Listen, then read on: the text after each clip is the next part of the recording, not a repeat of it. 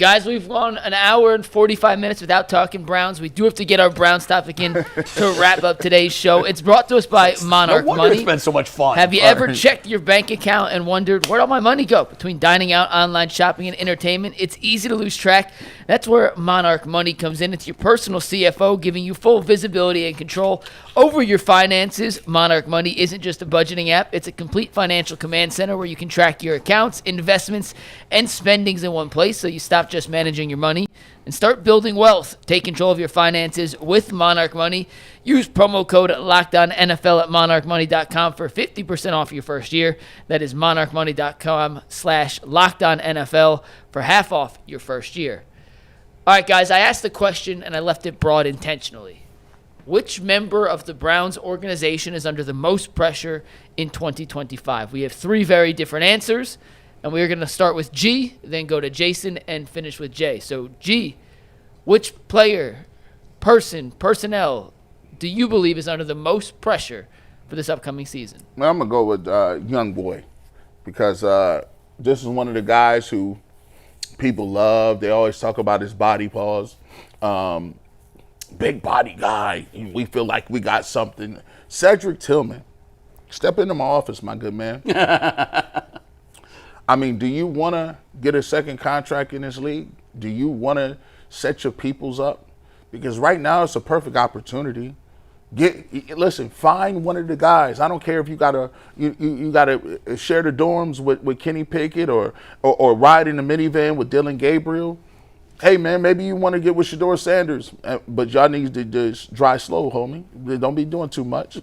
But at the end of the day, find one of these quarterbacks and link up with them. Maybe it's Flacco.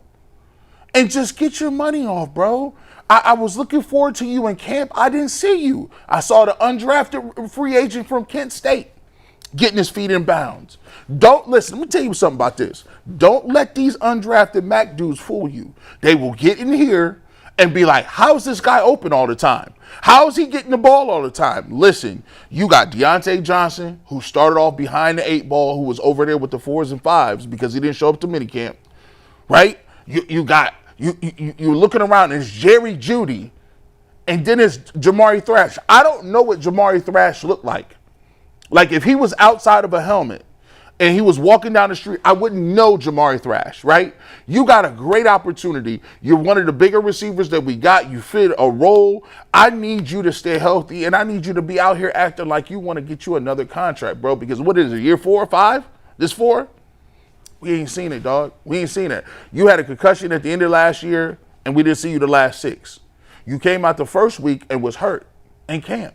I said, well, we ain't seen him in a year and a half now.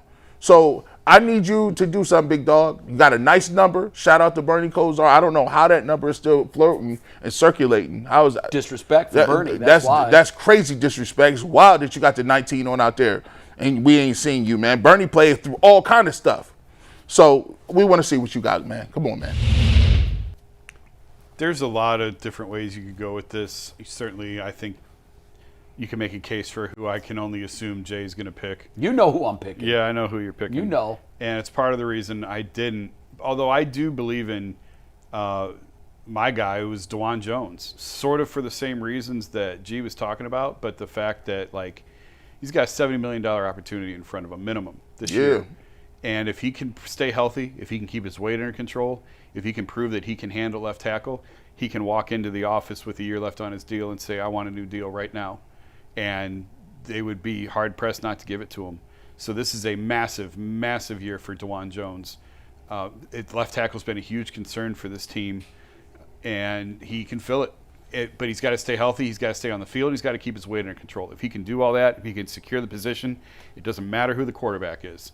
It doesn't matter for his purposes. It doesn't matter what else is going on around him. If he plays at the level that we believe he's capable of playing at, then he can make a lot of money for himself. And if it goes sideways for him this year, if he gets hurt again, if his weight balloons on him, I don't know where you go from here with him. This is a huge, huge year for Dwan Jones.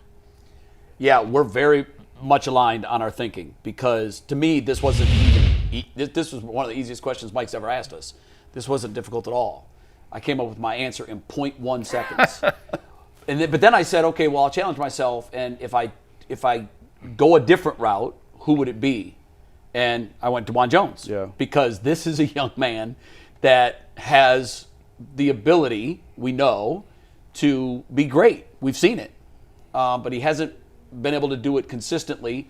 And then he had the weight issue. I think he's got that under control. He's got a lot of eyeballs on him this year. And I agree with you. If he balls out early in the season, and I know what you would like to say if you're Cleveland, say, okay, now prove you could do it for longer. But you could anger him to the point where he says, oh, I'm going to prove it, but I'm going to prove it in a different team's jersey. Like, if you want to let me go. If you don't believe in me right now, then that's fine. Then that ship has sailed, and I'm going to move when I can, and I'm going to go do this for someone else. And he could be one of those guys. I said when I first saw him, he could be one of those Walter Jones. He could be a guy that has 15-year career and is slam dunk Hall of Famer. Yeah. I think he's got that size and that ability. Can he control his weight, and can he stay healthy? So, yes, he's my number 2. But my number 1 was very easy. That's why I was so glad and I know that's why you phrased the question the way you did. It could be anybody. It's Andrew Berry. Yeah. And for me, Oh, man, in again, that case, man, I should have read the fine print. yeah, I read the fine print. Dang! I read it and Go I ahead, said, get your I said, money off, okay, man. he is specifically opening the door for everybody. Here's a guy, if it doesn't work this year, and I know that we've had assurances that he's safe, I do not believe that for 1 second. We have combed over his draft record. We have combed over his free agent record. We have combed over his trade record. He was at the ship's wheel when the worst transaction in the history of the National Football League happened. He's not only, his job is not only on the line in Cleveland. I'll go so far, and I want your input, guys. I'd say his career is on the line. Because if fired here, which of the other 31 are clamoring to hire him as a GM? I think he'll work in the league as in some capacity. He's connected. I think he'll be an assistant. He could be in the front office. No, I agree with GM. that, but I'm talking about you don't want to go from when you're a GM, you want to be a GM forever. I don't know who hires him and says, you know what, I love what you did in Cleveland. I love that they were ranked 13th when you got there, and they were 32 when you left. I mean, he wouldn't walk in another GM job. No, he'd have to prove it somewhere else in another role. Very few do. When you get fired, you don't typically jump from one GM job right into another. But unless you've got a body of experience, like if you're, I'm using Andy Reid as a different example. Yeah, that's obviously. If you've got a body of work to Yeah. fall back on, yes. Yeah. But his resume as an NFL general manager right now is about as bad as it can get. Yeah.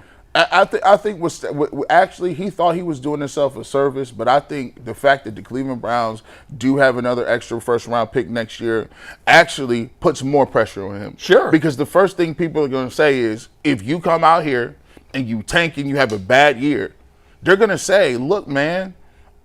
You had number 2. You had number 2.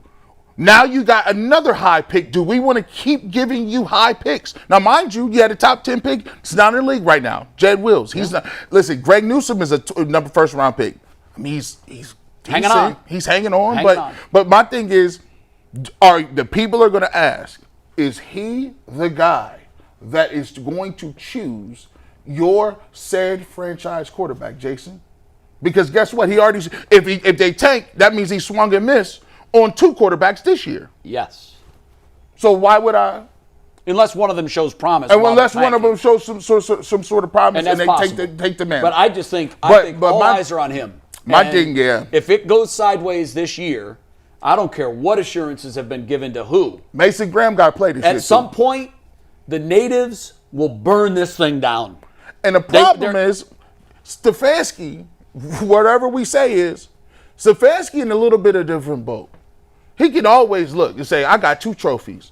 Now, I do believe they give out front office executive but trophies, I think right? the heat is on him, too. I do too. But what I'm saying is, I think there's a gap between them now.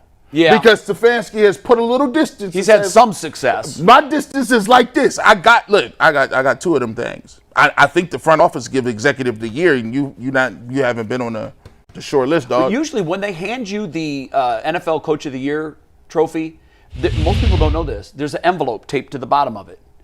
And most guys don't even see it. They go home and they put it on their mantle, and then they find it like years later. But what's in that envelope is you open it up and it says, congratulations, you have 3 years left in your current job. That was one of your best schemes. Like you say you set that up. It wasn't long. It was concise. That scheme was set up. Like it was like written a little bit. I like that. That was good. Yeah. That was good. one But of your best it's ones. pretty much true. Am I wrong, Jay?